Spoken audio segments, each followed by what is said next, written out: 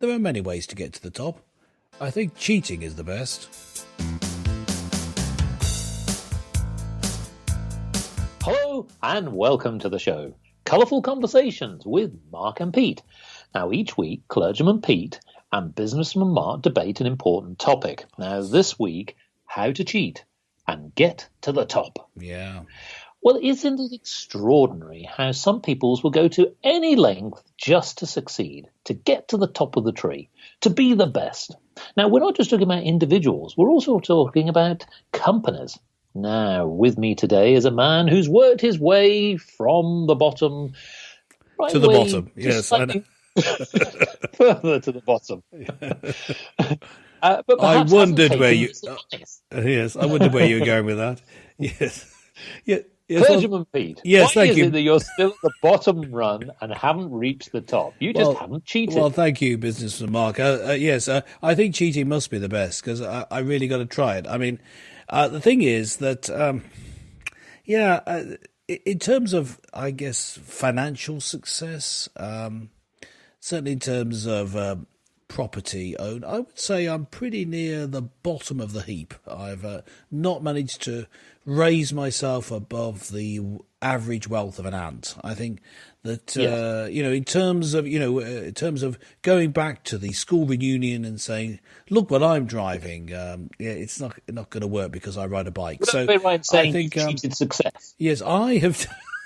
I've cheated success and succeeded in failure. I don't know.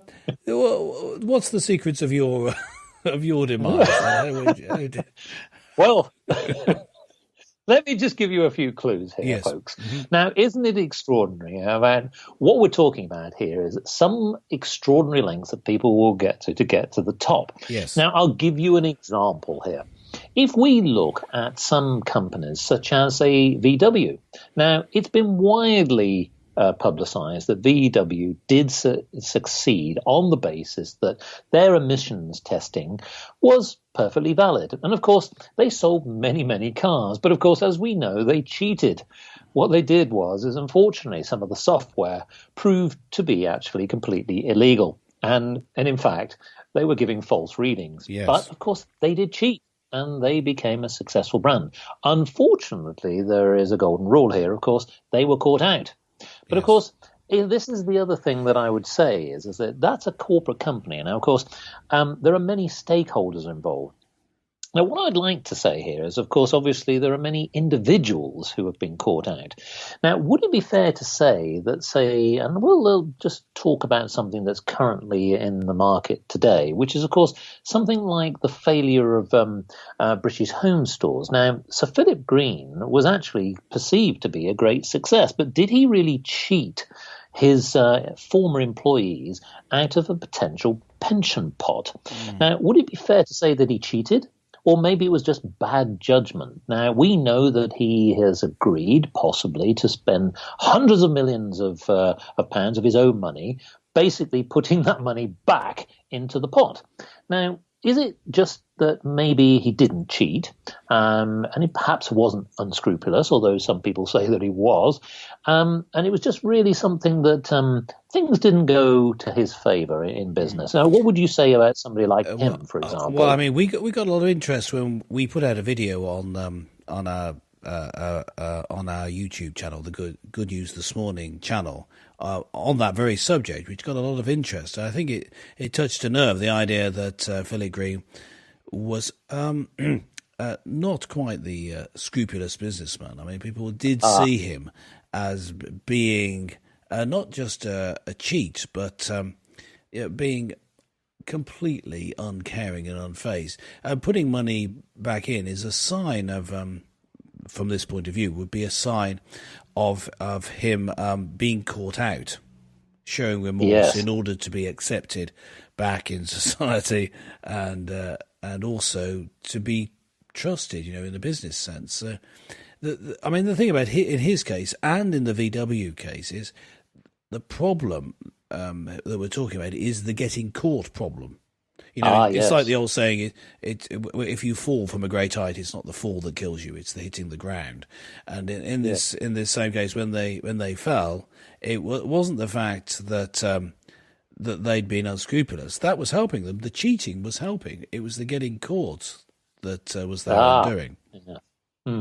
Well, I think that's true. Now, when we come to individuals, I would say that there are certain techniques that certain individuals have really employed to manage to rise to the top, rise to the surface here. And I'm just going to give a little poem to just sort of indicate where I've seen in business certain techniques that have succeeded. Not that I would necessarily advocate them, but this is a little poem called Enjoy the Ride.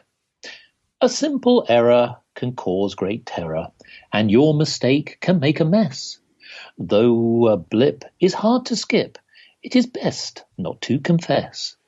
With much shame, let others take the blame. Watch them wriggle and truly squirm. When on the spot, deny the lot. Remember to stand firm.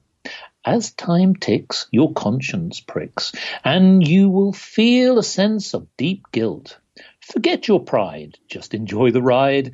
That's how careers are built. It's true to say it does seem like that many. Yeah. It seems that many managers who seem to rise to the surface, when you actually analyse it, perhaps when you look back, and those poor people further down the chain have been victims perhaps of some unscrupulous techniques. But there are also some other things in just general personal life.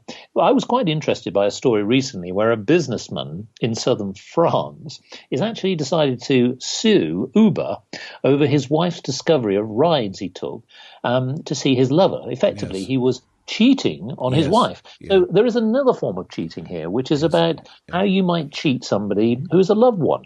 Now, goodness me, Clergyman Pete, what would you advise here? I mean, here you see we have the similar issue in that he was cheating on his wife, but he appears to be quite happy about it. He was enjoying himself. You know, he was going all the way. Yes. Well, his wife is enjoying his life with his wife, presumably because he didn't leave her, and he was enjoying his wife with his mistress or mistresses. I'm not too sure of the details of the story, but he was enjoying himself, and he was doing that through cheating. The problem was this taxi company just really ruining his game. Oh yes. I mean, sometimes you need a good wingman. You don't know someone's going to ruin it for you.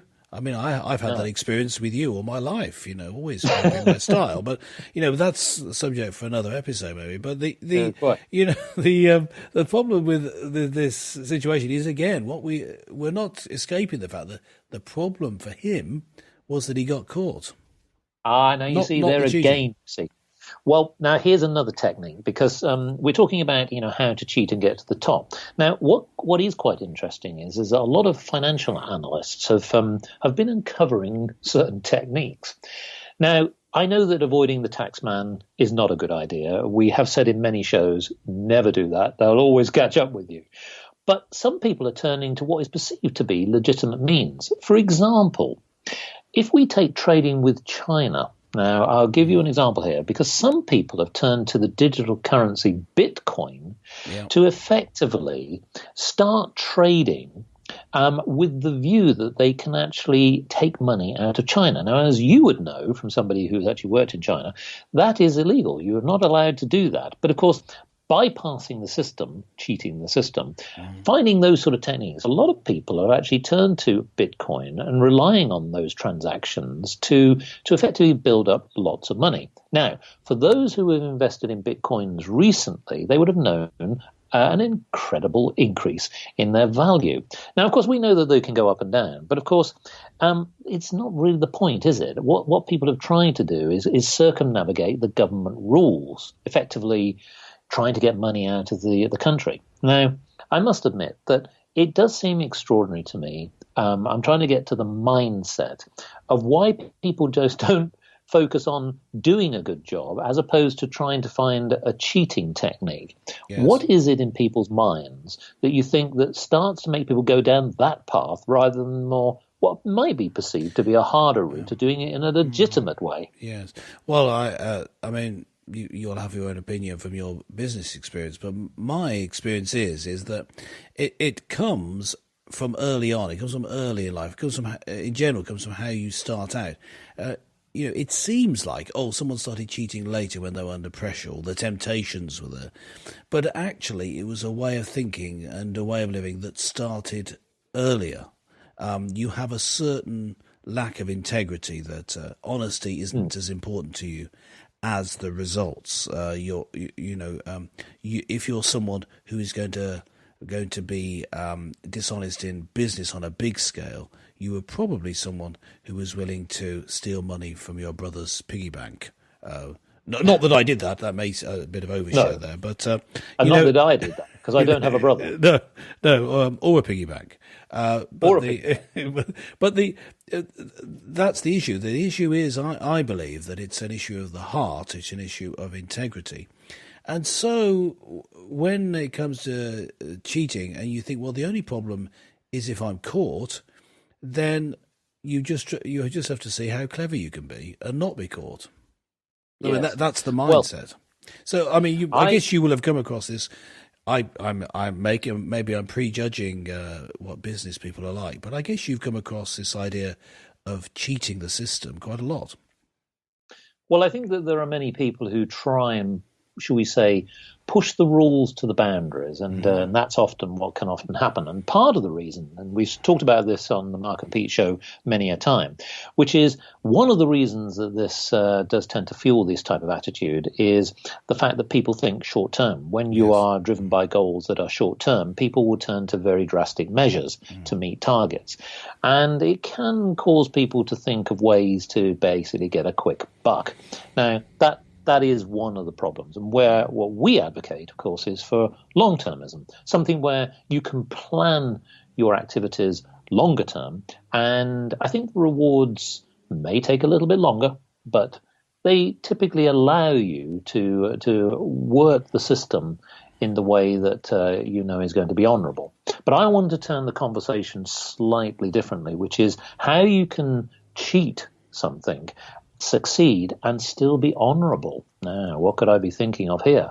Well, I'm going to refer to something here which is actually in the media, and that is a reporter by the name of John Simpson. Now, he's a very well-known foreign correspondent. He's been in as a correspondent for over 50 years, but he has cheated death. Now, quite interestingly, being on the front line, of course, he's seen many issues of warfare. Now, he is without any doubt somebody who's risen to the top by simply cheating death. So then, Clergyman Pete, now tell me about situations where you've known people who have cheated death and succeeded. Well, cheating death is an interesting one, yes. Well, I think there have been several occasions. The most recent one is a woman called Diane, who is very active in my church. So this is just a personal example. She, who worked very hard throughout her life. Then in her 80s, she had a weak heart, and she became ill at the time that she needed the operation. So she couldn't have the operation because she was too ill, but she needed the operation because she was ill. And she cheated death in that she just got the exact amount of illness so that they would operate. You see, if you're that old, they won't operate, unless it's going to be life-saving. So you've got to be ill enough, but not too ill that they couldn't operate. And several members of the church went and prayed for her in hospital, and she became just ill enough and cheated death by getting into that little window. So it can be something as simple as that, but of course it can be people who cheat death, in taking big risks. And I think that is a calculation. Is what you're doing good enough, important enough to you that you want to take that risk? But the thing about cheating death, I just wanted to say, the thing about cheating death is, of course, in cheating death, you're not cheating. Because death, in the end, is the enemy. He has no claim over you. Death, death isn't a person. Death is, we've got an anthropomorphic projection. We're pretending it has a character. But death is the ultimate enemy, it says in the Bible. And so he doesn't have rights over your life. God gives you life. Death takes it away. So therefore, you're not cheating if you cheat death. You're only cheating if you cheat God or cheat goodness or cheat your own value system. So think long term. We were saying earlier at each of those people, the problem was Not that they cheated, but that they got caught. But that was, of course, from their point of view. That was why they would cheat in the first place, if you think that. But the cheating itself is a failure. Well, without cheating, then, Clergyman P, could you give me an extract from the Bible where you would say that cheating is something that, again, is dishonourable and it's something that people should consider whilst going about their business? Yes, I can do it with cheating in that I've got the Bible in front of me, so I can't just quote it. I mean, when you look at the Bible, you see examples of people who cheat and yet do well. The classic example in the Old Testament, Jacob, who's one of the patriarchs of Israel, one of the ancestors of the people of God. And he was a cheat. He cheated his older brother out of his inheritance. The way that it was done is the father of Esau, the older brother, and Jacob will receive a blessing from the father in which he basically gave them their inheritance. And in putting his hands on Jacob, he blessed him. But because their father was blind, and Jacob put some fur on his skin to seem like his rather hairy older brother, and the father was fooled into blessing him. And yet this man becomes the hero of the story. But when you read through, you realise, yes, he was blessed by God, but because of his cheating, he had a terrible life. He wandered through the desert. He lived in fear of Esau chasing him when he didn't need to because he'd forgiven him.